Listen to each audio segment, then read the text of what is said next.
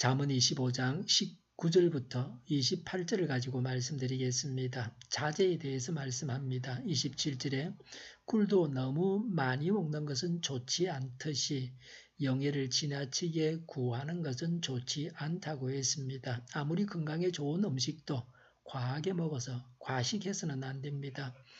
영예도 적당히 구하라고 합니다. 아예 영예를 구하지 마라 그렇게 말하지 않고 적당히 구하라 그럽니다. 영예가 자연스럽게 따라오는 것이 정상입니다. 남에게 유익을 주고 남을 섬겨서 다른 사람이 고마워하고 존경해야 합니다. 그런데 인위적으로 지나치게 영예를 구하는 것은 죄요 추한 것입니다. 28절에 자기의 기분을 자제하지 못하는 사람은 성이 무너져 성벽이 없는 것과 같다고 했습니다.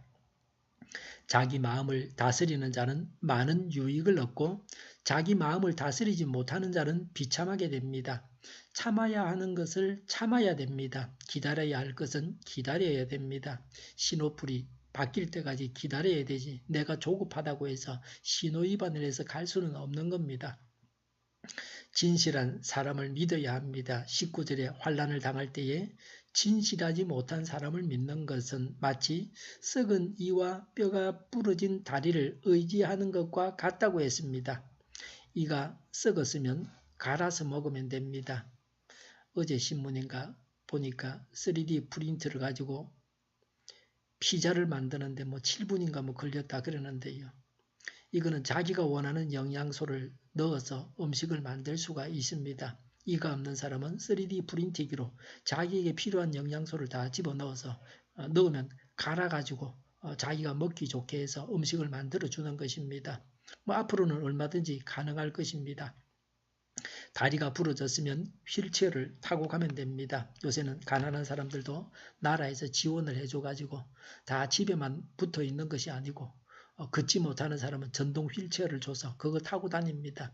인근에서도 얼마든지 그거 타고 다니는 분들을 볼 수 있습니다.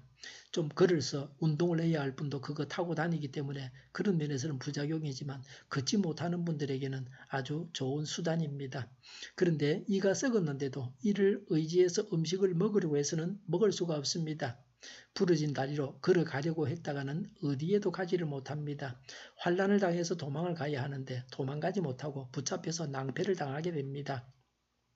의지할 만한 것을 믿어야 됩니다. 진실한 사람을 믿어야 됩니다. 믿지 못할 사람을 믿어서는 안 됩니다. 믿을 만한 사람은 능력이 있어야 되고 진실해야 합니다. 믿지 못할 사람을 믿는 만큼 불행해지게 됩니다. 믿지 못하는 것은 믿지 않으면 불행을 예방할 수 있습니다. 20절에 마음이 상한 사람 앞에서 즐거운 노래를 부르는 것은 추운 날에 옷을 벗기는 것과 같고 상처에 초를 붓는 것과 같다 그랬습니다. 병원 영안실에 여러 사람이 모여 있는데 휴대폰에서 진도 아리랑 노래가 흘러나옵니다. 이런 일들은 코미디의 한 토막입니다. 조상집에 가서 흥겨운 노래를 불렀어야 되겠습니까? 슬픈 사람과는 함께 울어줘야 합니다. 상대의 기분을 알고 적절하게 행동해야 합니다. 슬픔을 당한 사람을 위로하기는커녕 나의 즐거운 이야기만 늘어놓는 어리석음을 범하지 않습니까? 21절에 내 원수가 배고파하거든 먹을 것을 주고 목말라 하거든 마실 물을 주어라고 했습니다. 서양 격언에 선을 악으로 갚는 것은 악마의 일이요 악을 악으로 갚는 것은 사람의 일이요 악을 선으로 갚는 것은 하나님이 하시는 일이다라고 했습니다. 원수를 사랑할 때 주어지는 결과입니다. 22절에 이렇게 하는 것은 그의 낯을 뜨겁게 하는 것이며 주님께서 너에게 상으로 갚아주실 것이다 라고 했습니다. 원수에 대한 선한 행동이 그 원수로 하여금 마음을 뜨겁게 하는 깊은 회개를 불러일으킵니다. 사랑은 다른 사람에게 영향을 주고 하나님께 상을 받게 합니다. 24절에 다투기를 좋아하는 여자와 넓은 집에서 함께 사는 것보다 차라리 다락 한 구석에서 혼자 사는 것이 더 낫다고 했습니다. 아내의 역할이 중요합니다. 마음의 평안이 중요합니다. 그저 싸우려고만 해서는 행복한 가정을 이룰 수가 없습니다. 25절에 먼 데서 오는 기쁜 소식은 목이 타는 사람에게 주어지는 냉수와 같다고 했습니다.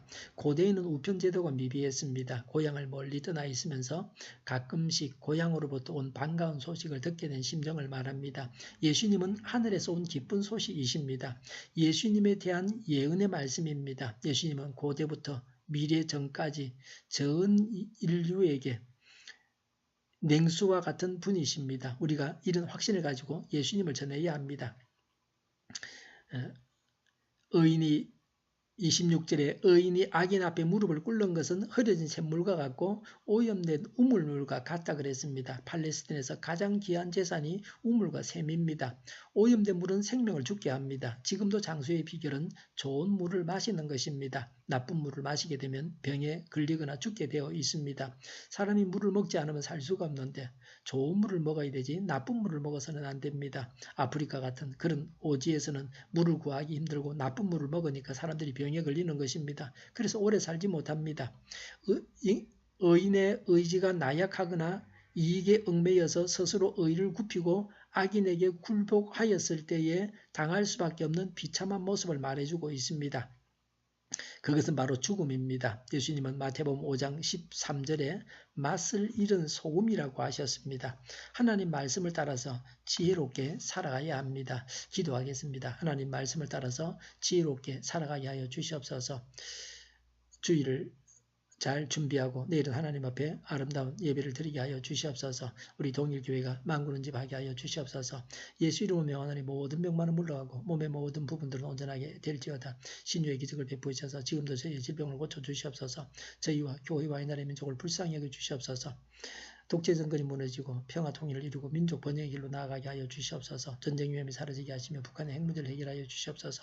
신앙의 자유를 누리며 살게 하여 주시옵소서. 하나님을 대적하는 세력들이 바로 망하게 하여 주시옵소서.